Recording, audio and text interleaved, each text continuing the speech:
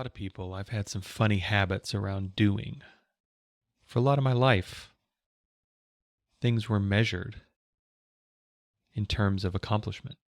And not so much accomplishment in terms of rewards or accolades or any of those sorts of things, but just raw completion. How many things can I get done? And of those things I get done, how many big things can I get done? For the longest time, it seemed like I was trying to outrun myself. I was trying to clearly prove something.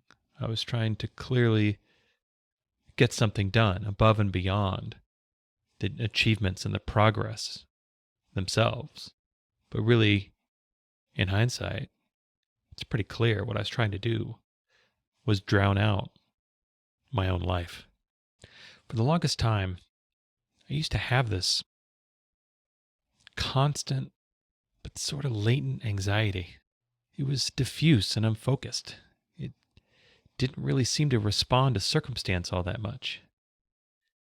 Sure, when things were going well, I felt a little better, and things were going poorly, I felt a little worse. But it never really lifted. It was like almost like some sort of like low-level infection that I could just never shake. So it never really made logical sense, which is kind of a funny thing. Whenever you share with someone that you don't feel good, one of the first questions you get is why? And then they look at you kind of funny when you say, I don't know why. This is just how I feel, which usually gets met with some sort of a shrug or some kind of banal acknowledgement that I hear what you say, but I don't really have anything for you. And of course I don't. Like, how can anyone help us when we don't even ourselves know what's really going on? But these habits of doing, these habits of usually overdoing, I think are actually pretty interesting. I think they're pretty interesting, like most chronic habits of behavior we observe in ourselves. If we watch ourselves long enough, we'll realize we're telling a story. We'll realize, I tend to do the same things over and over again. And not only that, I tend to do most things the same way. And that's really interesting. That's a really interesting door into what can be pretty powerful self-awareness. If we just stop and observe ourselves, and not through criticism, but start to ask, why?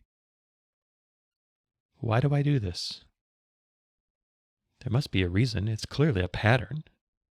This isn't just random. I must have picked this up somewhere. Or more specifically, this must be effective somehow.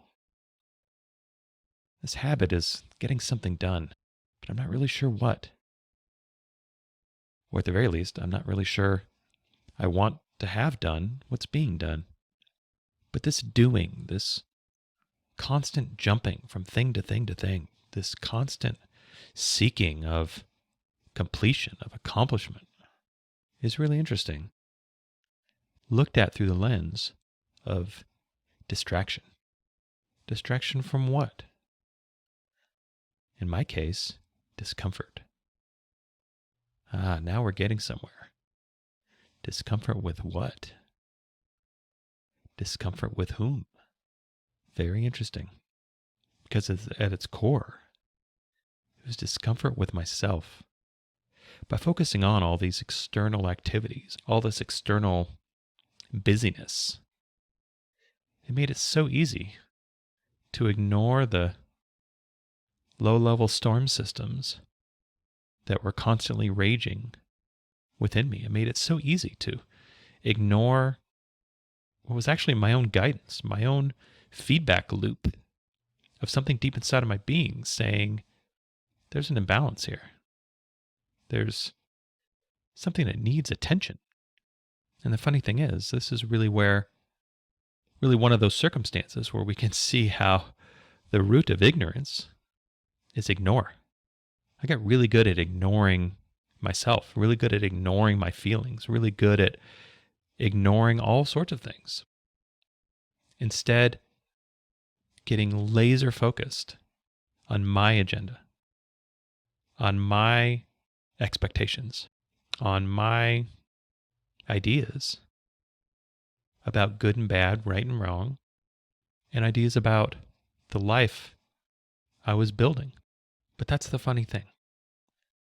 When we never question our expectations, when we never question or we never hold up our experience against our ideas of what this experience is all about, we can live in ignorance for a really long time. Human beings have this almost magical ability to convince themselves of almost anything. It really is fascinating. But when we stop and look at our lives, when we start and actually question our own behaviors, our own motivations, our own purposes for the things that we do, then we can really shine a light on what's actually happening, what's actually real. And this reality can be uncomfortable, especially when we realize maybe we're doing things not for the prettiest reasons. Maybe even if we have the best intentions in the world, what we're doing doesn't really work and doesn't really seem like it's ever going to work. That's a really hard thing to sit with, but it's the truth. And ultimately, we can't escape it. Because as much as we can ignore our feelings, we can ignore reality, we can never escape it. We can never escape the truth. Because the truth is where we actually live. We can bend it and shape it through our interpretations, through our perceptions, through our own motivated reasoning. But the truth is always the truth. And the sooner we get in touch with the real truth of our life, the sooner we can actually fully live. So when I think back to all this doing, all this achieving, all of this busyness, the first thing I notice is the tenor of all of this busyness, this kind of frantic energy, sure feels a lot like anxiety. I think that's interesting. I think that's interesting to start to draw those lines from the way a behavior feels to perhaps what might be actually driving that behavior. Of looking at behavior as an extension of a feeling. Of looking at behavior through the energy it rides on and being able to trace that back within ourselves. Being able to find the path that behavior has been on. To be able to find that path that behavior has taken. And work our way back to the source as much as we can. Because that's really the thing about life, right? It's energy flowing through to various and myriad ends.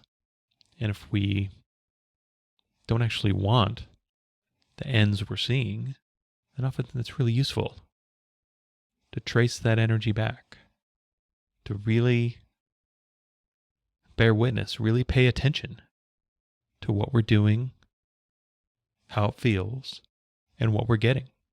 And if that isn't truly serving us, starting to try to figure out why. Starting to figure out, well, what would actually serve me? Start to figure out, well, what's actually important to me? Start to figure out what actually has meaning, what actually has a sense of purpose, what actually has a sense of alignment with who I actually am and what actually matters to me. Because the thing about too much activity, too much doing, is it really flies in the face of being. It really allows us to externalize our own sense perception of life onto all sorts of external circumstances. It allows us to live vicariously through our expectations of the life we're going to get to instead of living in the life we actually have. But how do we get there? How do we get to a place of being? Obviously, if we are filling our lives with frantic activity, there has to be a reason. We don't just do it randomly. Any chronic pattern, there has to be a reason. And in my case, again, the core reason was discomfort. And once I started to pull at those threads, once I started to really look at what is this anxiety all about? What is this feeling of walking around like I have a beehive in my chest? Or like I'm about 5% of the way to vomiting most of the time. What's going on? This doesn't feel normal. This doesn't feel like me. This feels like something added to me. This feels like a low-level poisoning. This doesn't feel like my system. This feels like my system run amok. So when I really started to pay attention to these feelings, instead of trying to outrun them through my own behavior, some really interesting things started to emerge. With the main thing being, I had made a whole bunch of choices that involved putting myself into circumstances that I didn't actually want to be in. In fact, I found many of them repellent, some of them even fairly grotesque. But I did it anyway. I did it anyway because it's what I should do.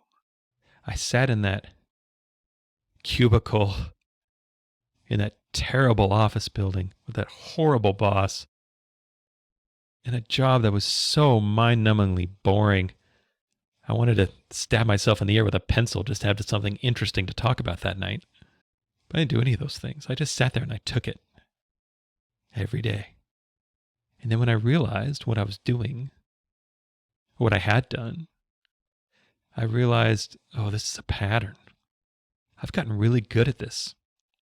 Taking the hit, just taking it.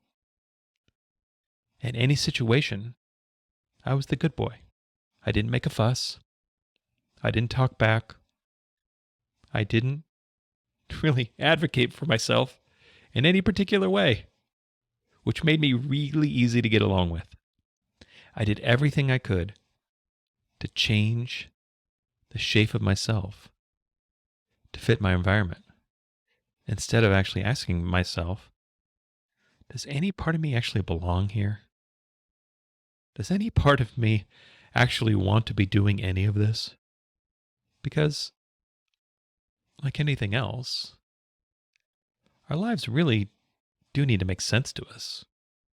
Sure, everything may not be this incredible pleasure circus at every moment, but it needs to at least make sense. It needs to actually pencil out and say, yep, this looks good. May not be perfect. Probably isn't. But when I actually do the math on the good and bad, this makes sense.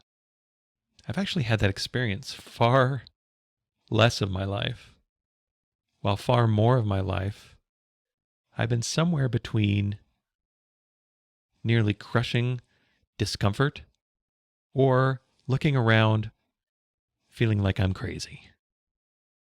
Looking around, listening to the conversations that people around me have, looking around, looking at the things people around me did, and just feeling alien.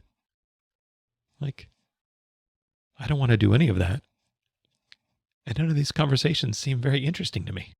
But there I was, in these environments, vigorously pursuing the should. And the should ran deep. I should be here because, why? Because income. Sure. I should be here because prestige. Oh, I can tell people what I do and they can, be impressed. Or at the very least, not disappointed. I was doing the right thing. I was playing my part. I had on the costume and I was playing the role of the should. But over time, there was a corrosive effect that started to emerge. First started with a feeling, and it grew from there. But the gist of it is there was an internal conflict. There's an internal conflict that could not be reconciled because I was actually splitting myself in two. I was splitting myself between the person I really was and this other person I was pretending to be all day, every day. And to cope with this discomfort, I just got better and better at burying myself. I would promote my spokesperson and demote the real me. And this works for a while. Especially when we're young, we have seemingly endless energy and willpower. But there's that feeling behind it all, slowly growing like a magma chamber where the pressure keeps building and building. And the longer we ignore it, the more we end up having to deal with. Because these sorts of issues, when deferred, don't go away. All of that energy goes somewhere, does something. And if it's never expressed through our words and actions, it ends up being internally expressed within us, usually in ways we really don't want. So that was the main thing. This habit of discomfort, this habit of internal conflict, this habit of self-splitting, I can trace it back forever. Because at the core of it was not actually a discomfort with my environment or circumstance. At the core of it was a discomfort with myself. Was a deep and abiding judgment that who I really was, the me only I know, was in many ways unacceptable and needed to be hidden at all costs.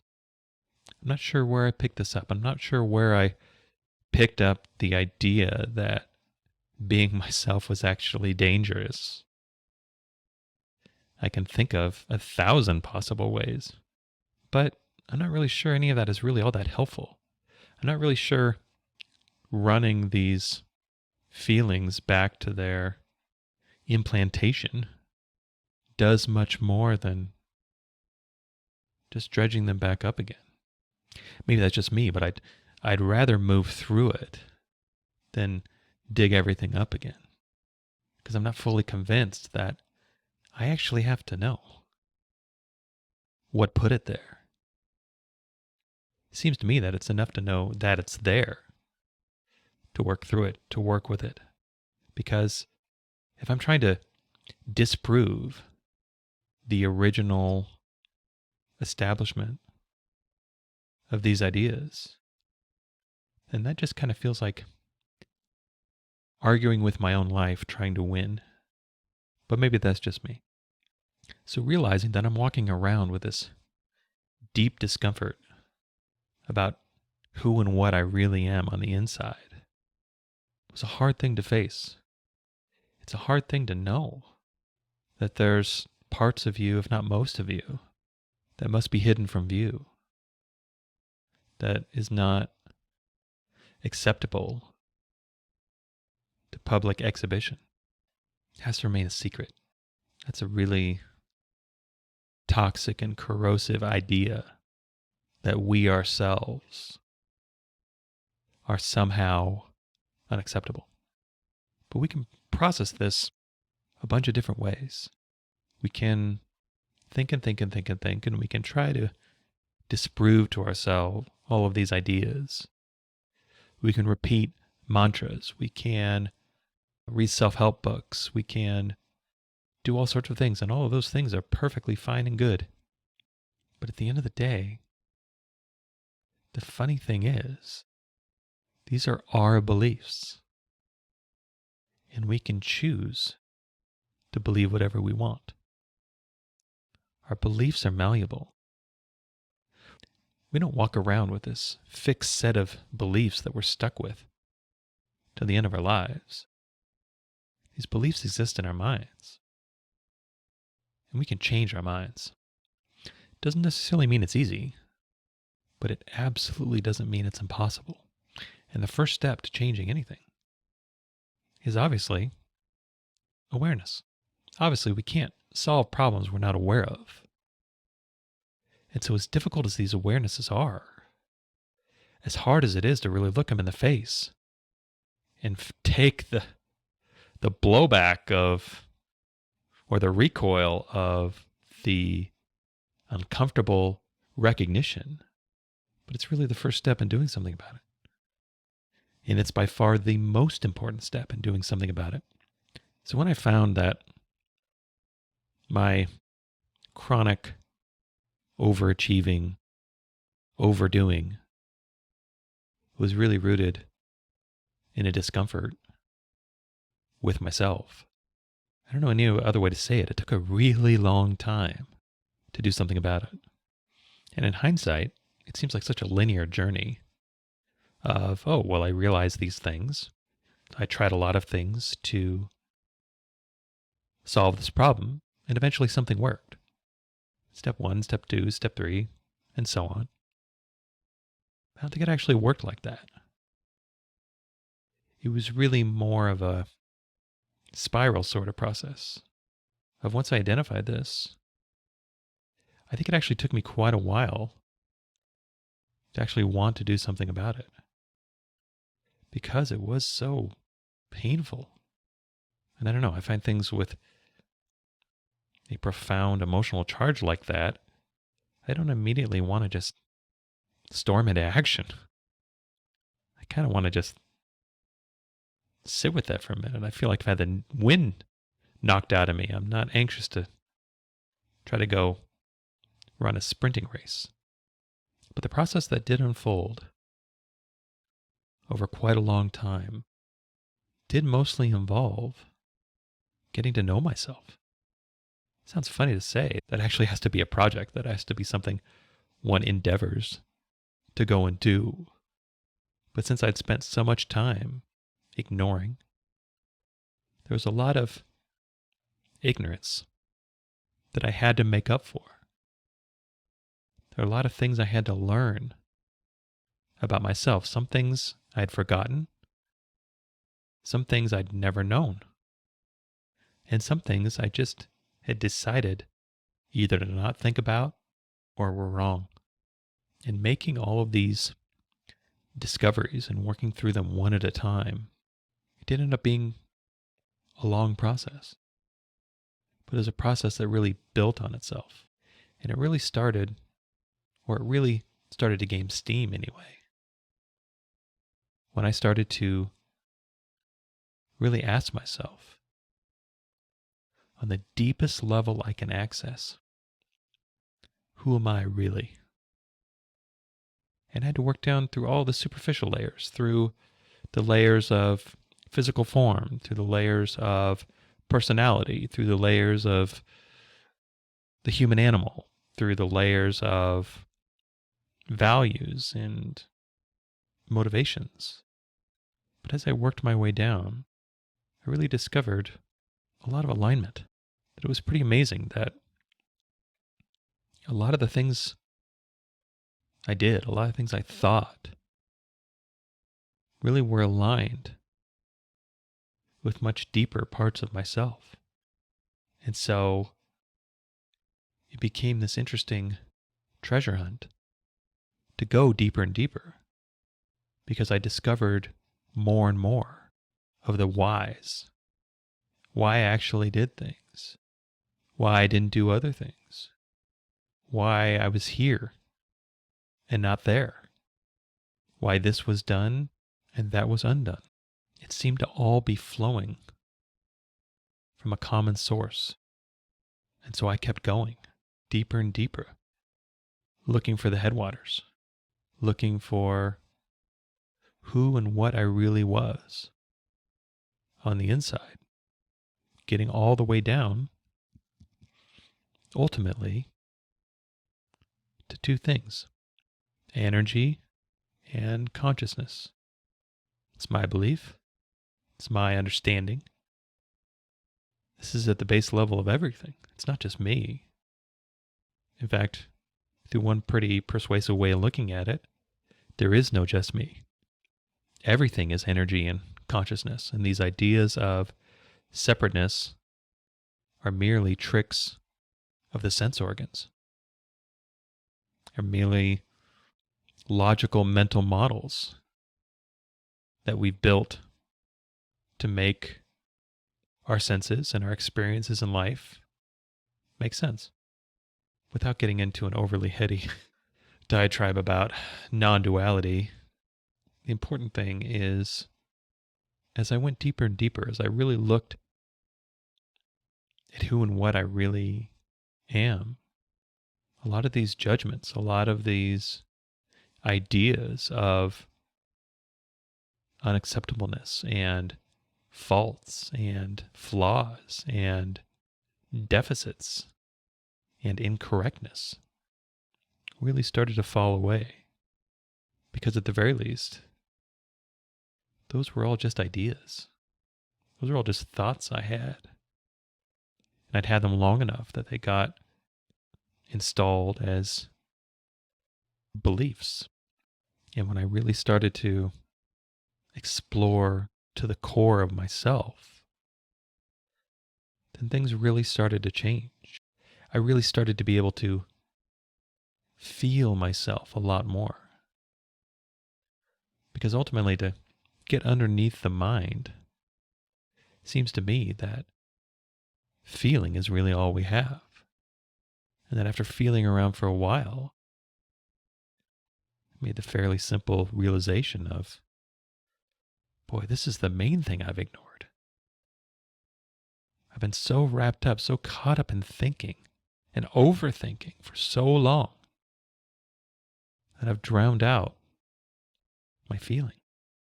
And in getting to know myself, this feeling certainly seems to know a lot about who I really am.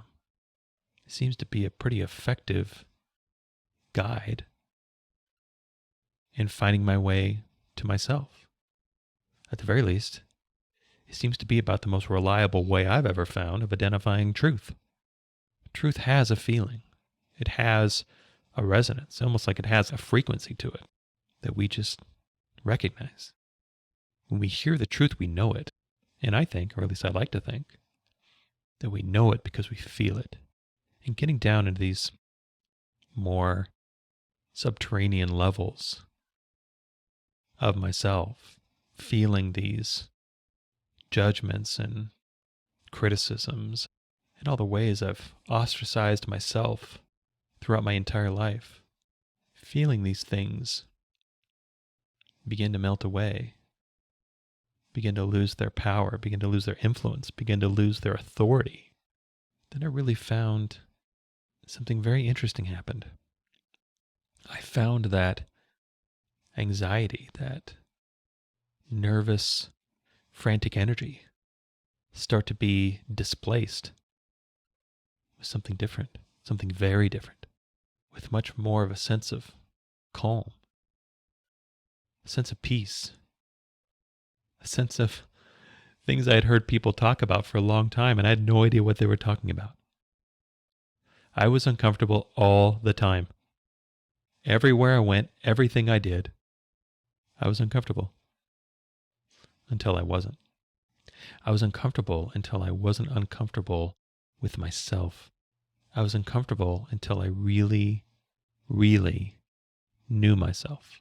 I was uncomfortable until I let go and reevaluated all these ideas about all the ways that I fell short, and instead decided to actually embrace who I was, who I am.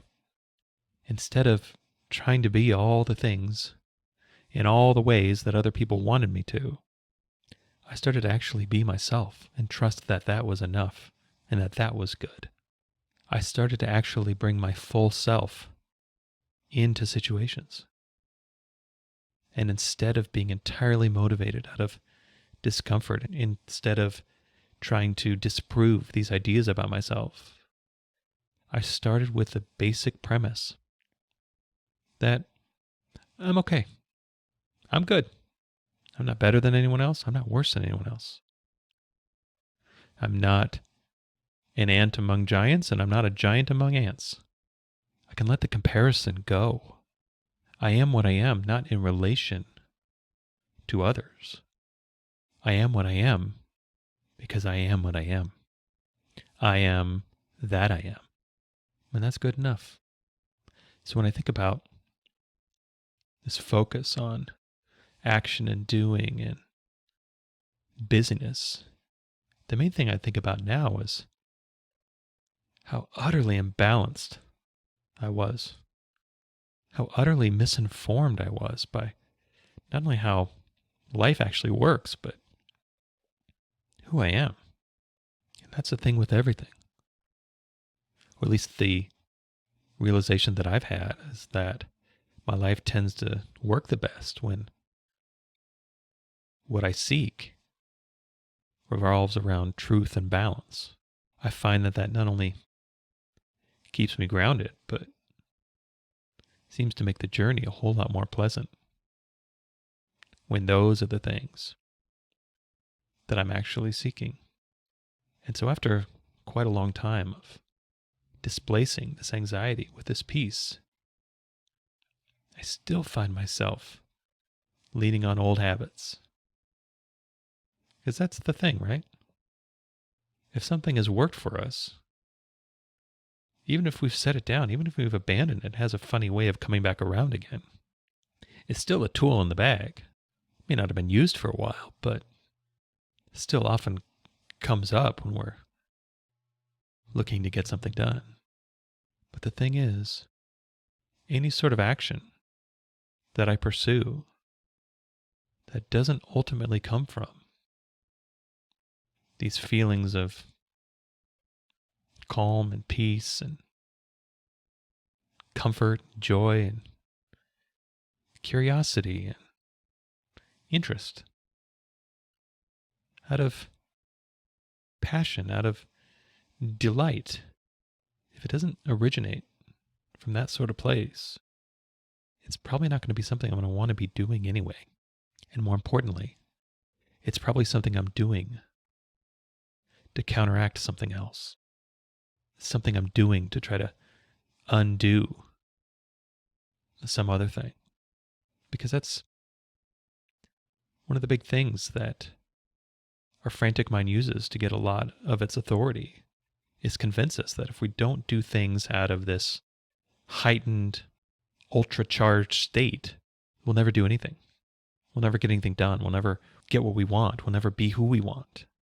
We will wither into some sort of unimportant, unfulfilled puddle of a person. But that's not true. That's a trick. That's a trick to get us to do things we don't actually want to do and to stay with them for entirely longer than we actually want to. Because if we can step through the anxiety, if we can look around the insecurities, if we can look around the misperception of ourselves and actually get to know who we really are and align with that presence, then what we do will actually do with our full, real selves. Then what we do will actually be aligned with who we really are. And we won't be doing things to get things done.